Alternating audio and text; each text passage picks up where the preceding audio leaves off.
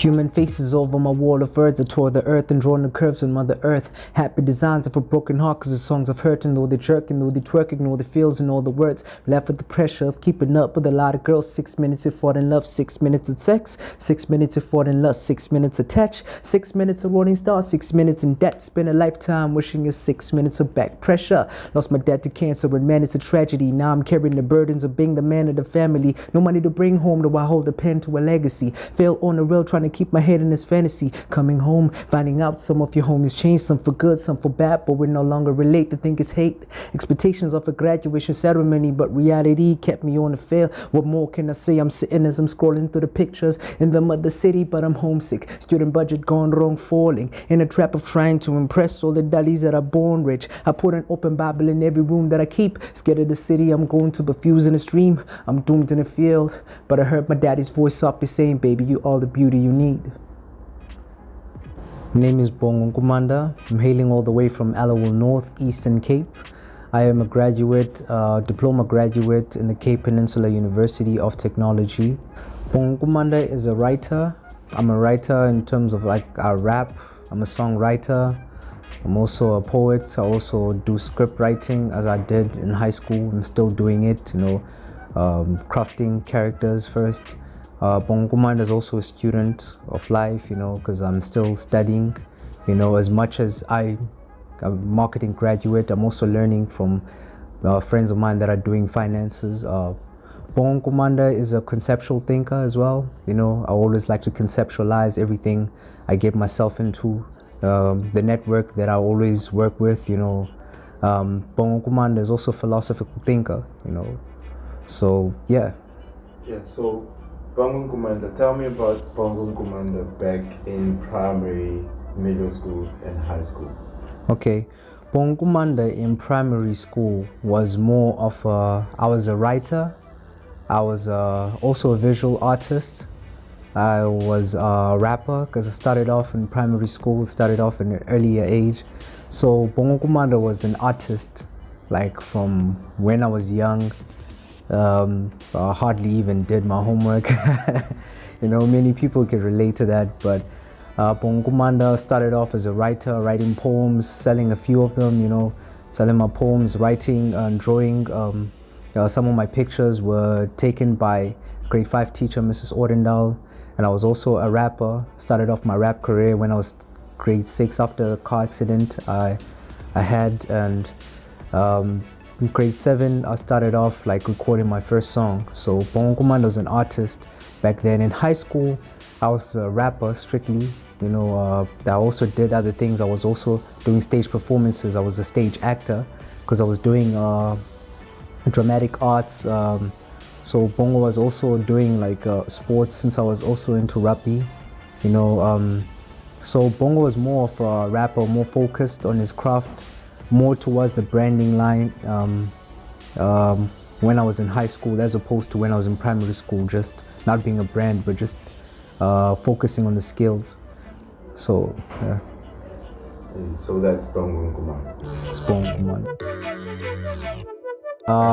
Things that I've learned when I was here moving in Cape Town and CPUT as a student would be that collaboration is very much important, because you cannot do everything on your own. You always rely on someone else's intelligence, someone else's perception, someone else's skill, someone else's knowledge as well. So one thing I've noticed and one thing I've seen and I've learned during my time as a student was the fact that us as students, we are the most powerful people, but we do not notice it because we do not base our decision on reputation or reputation, yes, that is, you do not really rely on that. Your budget is your limit. So as far as doing whatever, the wildest you can become, you can be that as a student. I've also learned it from the fees must fall as well, like how the economy just shifted after that just took place. It just made me notice that students are the most powerful people, because parents also like invest a lot to us, and people in high school just are working towards being in our position, So we are at our most powerful position, and we should use this to sharpen our skills and build our brands, personal brands. So I heard you speaking of students don't base their decisions on repetition. So would you like to shortly elaborate on why you say that? Because mostly when you're looking into our parents or people in the work field, when they doing the field work and everything else, everything is about reputation, everything is about results, everything is about attitude, how you carry yourself. When you are a student, you just some of them just work to pass. Some of them just do things in knowing that they cannot get kicked out of the school. Some of them do stupid things. They at their wildest, they at the most experimental. That is the power that they have. It's decision making. They don't have to think about other people, such as siblings or their dependents as much. Some of them have to, but not all of them, because most of the decisions are based on themselves. Unlike their parents, they base their decisions on the people who are dependents, people within the household. So the household income has to be allocated in such a manner. But with us, we just do. If I would break it down into brand elements, I would say philosophies. I'd say conceptual thinking. I'd say theories. I would also say shades. When you're throwing shades at people, yes, in that way. And I would also say gems when you are giving out advices to people. My brand into those, when breaking down into elements, it's a symbol of all of that. It's a symbol of human behavior, our good and bad side. So my brand is mostly for individuals. It's not for a collective of people. It's mostly on a one-on-one type of communication. It's stripping all of the reputation, all of the things that you have to maintain, and looking at the purest you. I'd say my brand looks into more of that type of person, the very much impulsive you sometimes, and just my brand is more personal, I'd say. My philosophy on life is that we are all here and all alive for 3 reasons. Well, I actually added the 4th one. I'm gonna be on it in a moment, but it's to live. We live to love. We live to teach. We live to learn. Those are the 3 things that I always say are my philosophy on life. The reason why we are alive is to love, to learn, and to teach. But the 4th one, which is a very important one, it's also to work. You also live to work, because those are the 4 things that we do not really do after life, or we cannot really explain after life, because our reason for being is to love, and it's to learn, and it's to teach, and it's to work, because you have to work and to cultivate. I'd say that is my philosophy on life. In the sense of your philosophy, what does your craft represent? My craft represents the consciousness, the conscious thinking of you, not the impulsive part. It's more about teaching or looking at the impulsive side of you, and just thinking and gathering all of your habits and just collecting them into one, and just thinking consciously now of looking at the damages that have happened.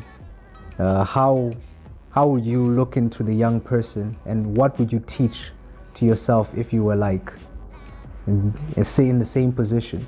So my craft represents personal growth. My craft represents walking a journey of yours.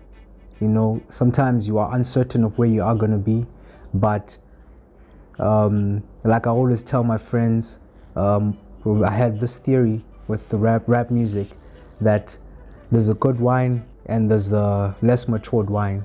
The young people that are in this rap game right now are part of the not so matured wine. So what do? They turn up with this wine, they just drink, they get drunk, and they go and they want to get drunk even more.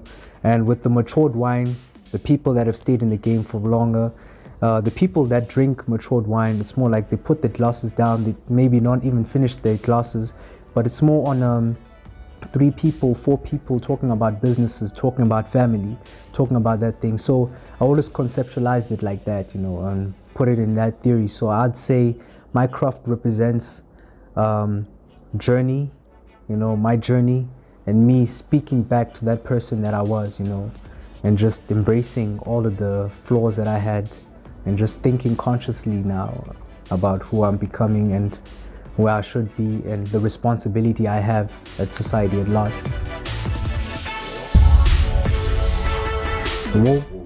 Woke, I think it's more about people that are very much conscious. Everybody else is just following whatever system or whatever trend, but they do not see the problem, or they do not see the damages. They only focus on the benefits of it. So the woke people are people that are very much aware of everything. They observe it from an aerial view. They just think about it from where they are to looking at it from the top and be like reflecting on whether is it really directed towards something that is good. And myself being woke, I would say there's a sense of me that is rebellious. There's a sense of me that is a bit woke, but I wouldn't say that I am totally woke in that way. I embrace the flaws that I have, and I always educate people about the pathway. Sometimes people that are very much educated, they tend to be stubborn. They do not really want to think logically. They do not really want to rely on their creativity or rely too much on books. So sometimes I get my woke moments, and if you could say, but am I woke? I am not sure, because on my side I may say I'm woke, but as from another person's perspective, I'm not as woke. So okay. So I want to ask you this: what, as a rapper right now, what do you think of rap, the rap game? What's happening to it? What are your views on it? My views on rap music right now, it's a lot of energy.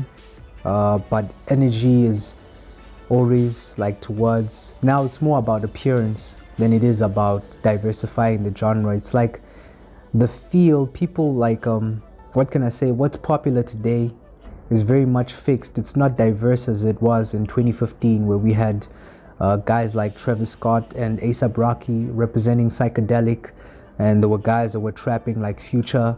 They were putting it, which was at the peak of trap music. There were guys like Drake who released the album If You're Reading This Is Too Late.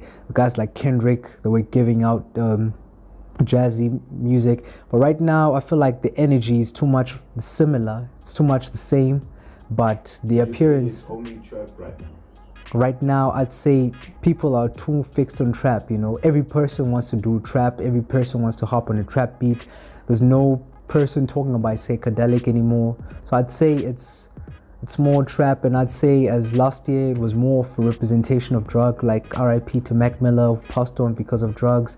Guys like Pusha T rapping about Daytona, rapping about drugs. It was more about drugs. And looking here locally, I would say it's more friendly. There's I think it needs a bit of raw feel. I think it's been very missing. People here are very rather friendly, so I think it represents one part of it, and we need someone to also embrace the raw part of the art as well. So Africa birthed the king in the whirling winter winds of August. Same year Illmatic dropped a dozen years for living awesome. Rappers thinking that the styles completed every wording puzzle. A little baby crawled outside its mother's womb to word a castle built within its vicinity, where the young and blacks were slavery chains around their neck, and some in acts of rebelling against their mothers and their fathers' teachings. Instead they tuned the devil's hymns to turn to non-believers. Other countries stole our gold, we stole other countries' cultures. Little kids have died alone. We give praise to all of these sculptures. Sun baked the skin of the 9-to-5 working fathers just to feed the kid, no knowing that the meter breeds a monster. master. This shit affected me because I was quite different. Small town backpacker with the lights dimming. As dark as the future of my stubborn street neighbors. Some working at the parking lot. I'm talking teenagers. Illiterate, some try to count, but they hardly reach the 10. That's why I try to entertain the streets when I reach the pen. Speak from the heart, speak for the voiceless. Be the best me that I can be, the anointed one. Follow me on Instagram at Bhongo, spelled as BHXNGO. You can also look at me on Facebook, Bhongo Nkumanda. You can also look at me Tumblr as BHXNGO. You know, a big shout out to Bonso, which is my friend, Launching Finder, spelled as FIINDA. Big shout out to MacG for the wonderful work, Black Booth for having me here. I'd like to send a big shout out to North McKnight, a photographer who's been working with me. Shout out to Ace Chikala, he's about to drop his EP. Shout out to Canvas Ports, also his producer. Thank you. Shout out to 2G, Civ, everyone else. Thank you. Easy. Bad boys.